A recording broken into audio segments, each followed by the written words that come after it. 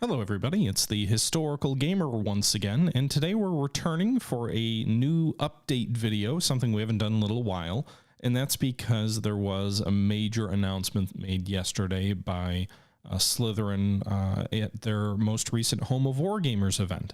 Home of Wargamers is kind of like their annual, or I guess biannual press conference type, I don't know what you want to call it, like almost like a gaming convention, but just for them, where they announce like different games or updates on games they're working on and things like that. And one of the major updates that came out of yesterday's Home of Wargamers event, which was live streamed on Twitch, if you're interested, there's a link in the description to check it out, is that Slytherin has announced that they're going to be publishing a game that's called Modern Naval Warfare. What is Modern Naval Warfare?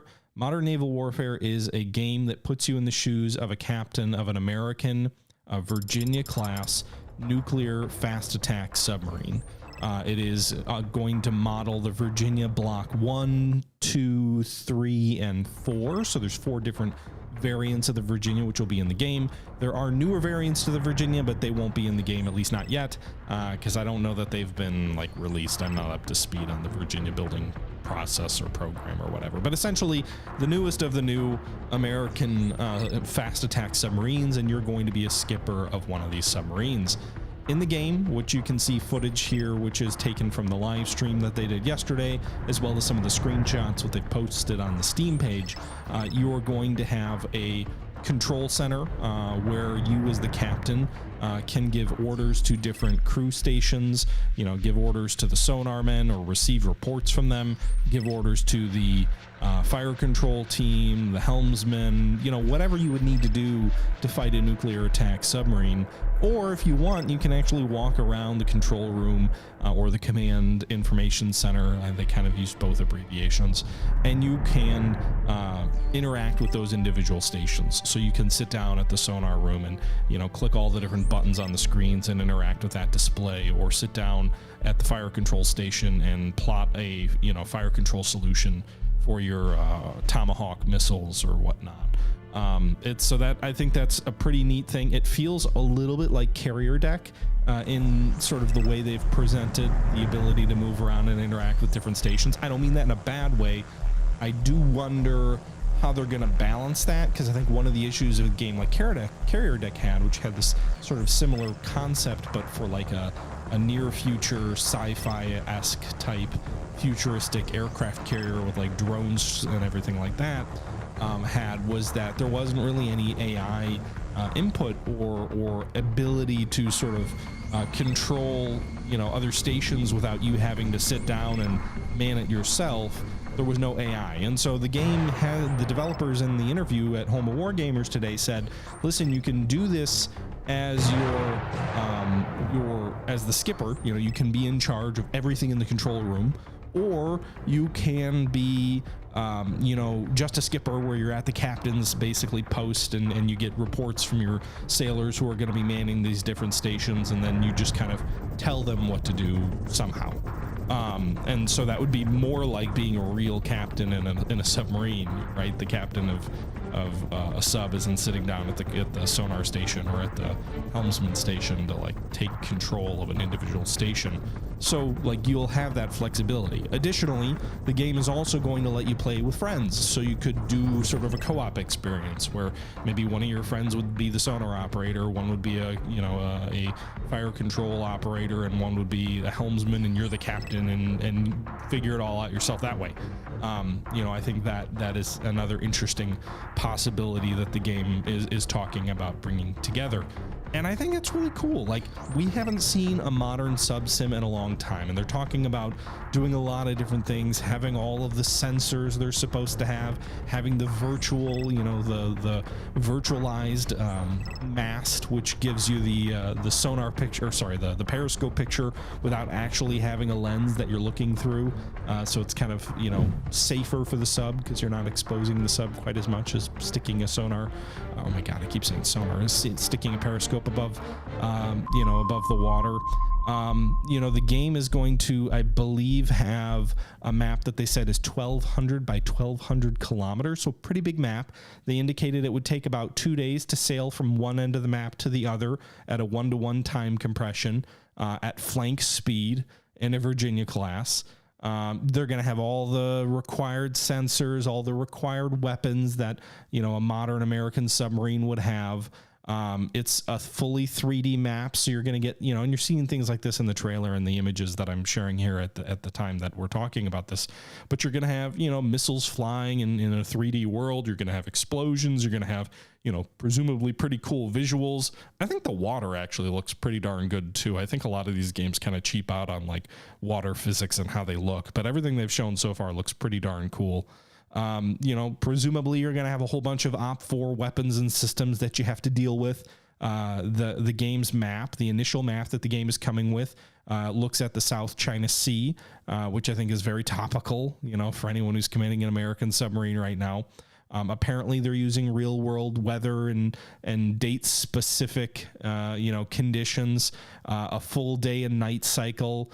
They're using GIS mapping to really give accurate both above and below water terrain. They indicated they're focusing a lot of effort on the below water terrain to make sure that it's, a properly modeled subsim. How do you do a subsim without adequately modeling the below water, environment that you exist in? They talk about using sea salinity layers, obviously things like that, which are really important in terms of like subs popping above or dipping below the layer and how that influences, sonar propagation. They're saying they're going to have real world physics. They're saying all the right things. And I think it's really encouraging to hear a game do this, because I can't remember the last time we had a submarine game do this. We had Cold Waters, which did a lot of this, but Cold Waters was a third person view of a submarine. So, you were on the outside of the submarine and you never saw the inside. And in that sense, it always felt a little bit video gamey, and they're obviously going for a little bit more hardcore of a sim approach. It remains to be seen if it'll be as playable, if it'll be as approachable. I think Cold Waters really struck that fine balance of being both incredibly appealing, because it had a lot of the complexity that you talk about here, but it also had it in a way that I don't think was too daunting. I think if you're talking about all these stations, if you don't get the UI just right, like people are going to be like, am I really going to have to tell a fire control person how to put together a fire control, or tell a sonarman how to like identify contacts and classify them? And, what am I doing here? Like that could be easily overwhelming. Now, it seems like the Massless brothers are also focusing heavily on the commercial side of the space, because they did mention in the interview multiple times, I think they mentioned it twice, that they had shown this to some admirals, and presumably they're working, and I think they even said they're working on a professional version of this as well, which would be marketed to governments and things like that. I think that might explain why they signed with Slytherin and Matrix. Slytherin and Matrix don't usually make games that look this good, and I don't mean that as a criticism, but like Slytherin and Matrix, Slytherin focuses on text, or hex-based games, on turn-based games. They do have some real-time games and some RTSs. They don't really have any deep 3D sims. They have Command, which is a deep sim, but it's on a 2D plane with leveraging an outside plugin to give some sense of a 3D world. So they've never really made a game that looks quite like this. And the Massless brothers decided to partner with them. And I have to believe it's in large part to the fact that, Matrix and Slytherin have this relationship with various DoD individuals through their, using Command Modern Operations with the U.S. government and with the British government and with a couple of other governments as well. They've got these ins in the defense space that it would make sense that maybe the Massless brothers are like, listen, if we're trying to do a pro version, maybe if we were just doing a commercial version, we'd try to get a bigger publisher, someone with a little bit more bang for their buck or something like that, given how much money and effort we're going to have to put into this game to make it look like this with all this complexity. But they're also looking at it from, but wait, do those other companies have the relationships needed to make this work on a professional simulation as well? This is a really interesting looking game. I think the ability to fire tomahawks, the day and night cycle looks freaking phenomenal in this, by the way. I think the way that they're doing that, I think looks so cool. Looking at, the fact that they're going to be incorporating civilian merchant traffic, especially in the South China Sea, that's going to be vital, right? You could easily fire off a harpoon or something like that, or a Mark 48 torpedo and just be like, whatever, there's noises that way, fire this weapon. And like with cold water, you don't really have to worry about it. But and especially like me playing a lot of fast attack when I was younger, that was one of the few games that has ever had commercial traffic that would constantly eat torpedoes for me. And so I was sinking merchant ships left and right. Well, in a modern world, that's not really acceptable, right? Like you can't have 5 Lusitanias to hit your 1 destroyer target or whatever. And so I think that's a really awesome aspect that they're going to be adding to the game. That's going to add some life and it's really going to make it feel real. They also made some interesting comments to say like, it's a submarine sim right now or something like that in the interview. I remember them saying that. And to me, that says, hey, maybe they have plans to like make this even deeper sim. Maybe someday you're going to be commanding a destroyer, right? And you're going to be going in the, the CNC or CIC and CNC in like a destroyer or a cruiser or something like that, and be figuring things out there. They're going to have multiple missions types, as you would assume. They said things like sinking ship X or sink X, whatever. Obviously your submarines, your goal is going to be to sink stuff. They're going to do things like surveillance missions, which makes sense. Special forces insertions, which again is like a super modern thing that you would expect submarines to be doing. I'm assuming there will be like Tomahawk attacks, as well. They didn't mention anything about a campaign, so I don't know if that means, or maybe I missed it, but like, I don't see anything on the Steam page, which is pretty vague as well about what the game's going to have. I really hope there's some kind of campaign. I don't even think it has to be like an actual dynamic, fully real-time campaign, so much as like linked missions. I think that was a great experience in Fast Attack, as long as like your munitions, losses and ships that are destroyed or whatnot carry over mission to mission. I hope they have some kind of campaign. So, I mean, I guess we'll see what comes of it. Modern Naval Warfare is the name of the game again, published by Matrix. I keep saying Matrix. I really should just say Slytherin. They've been the same company for like a decade now. Published by Slytherin.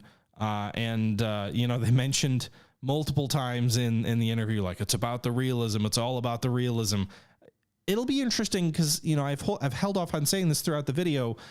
The fact that they're going with the Virginia class blocks 1 through 4, which the Virginia is the newest class of submarines in the U.S.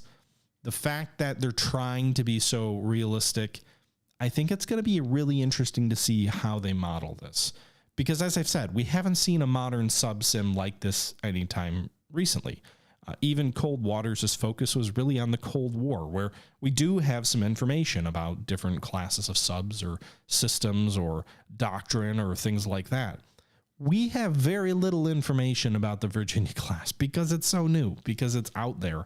And if they're really focusing on like, this is a sim above all else, it'll be interesting to see where and how they make guesses and assumptions, and what educated guesses they make, and how that reflects in the gameplay. Because we know information that's shared publicly, but the submarine service is one of the most secretive services out there in the world today.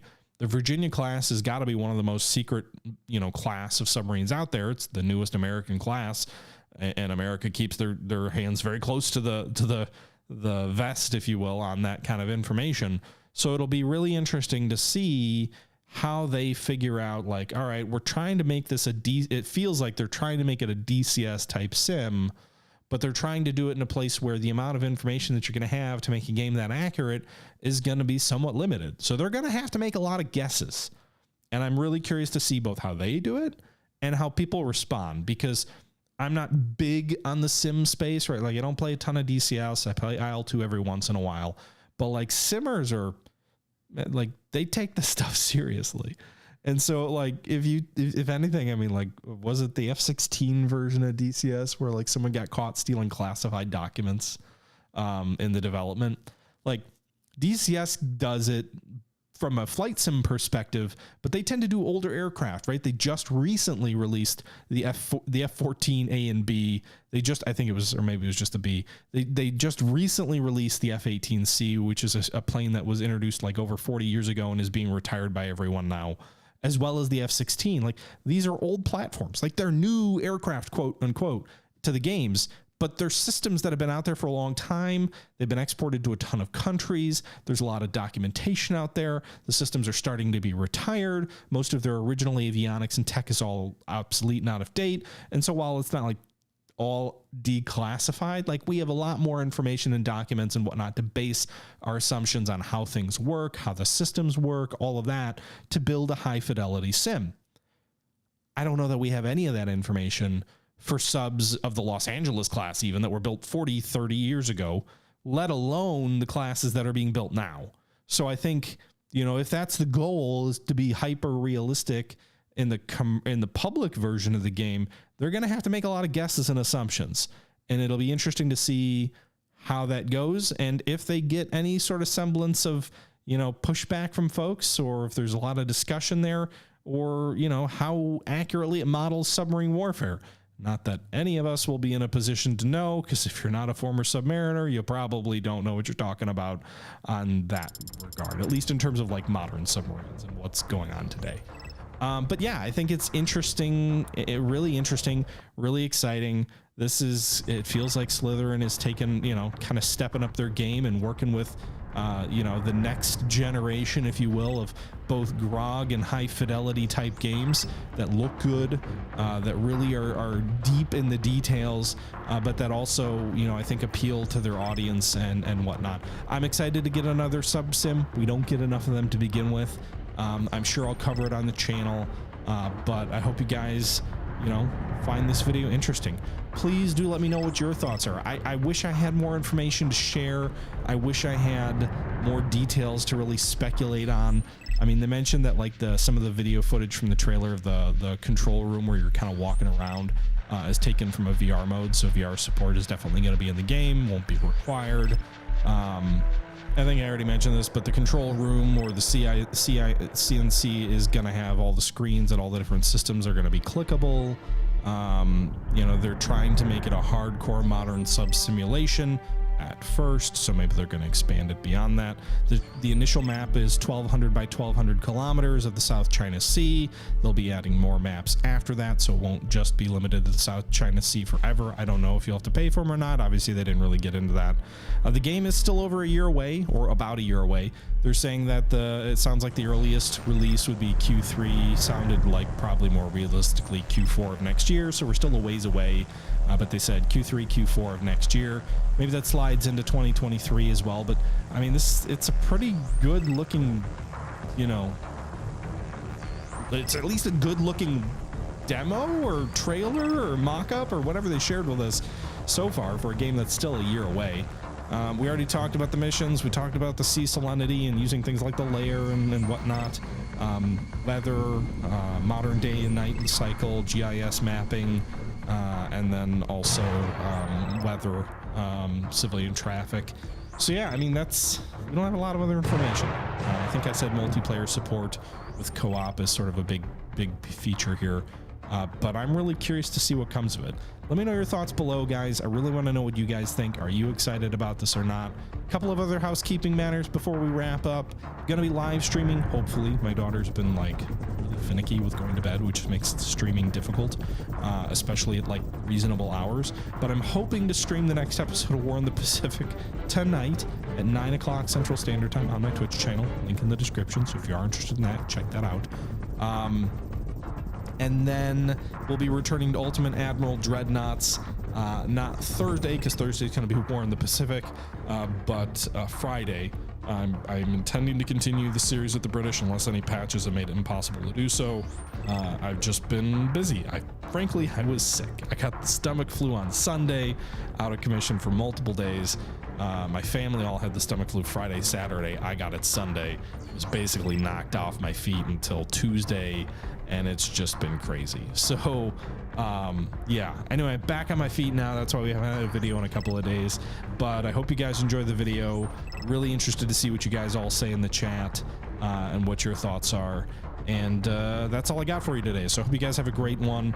As always, this is the Historical Gamer saying once again, thank you very much for watching and continuing to support the channel. And until next time, I'm out. I always repeat myself like a million times in the conclusion of these things. Whatever. Bye-bye.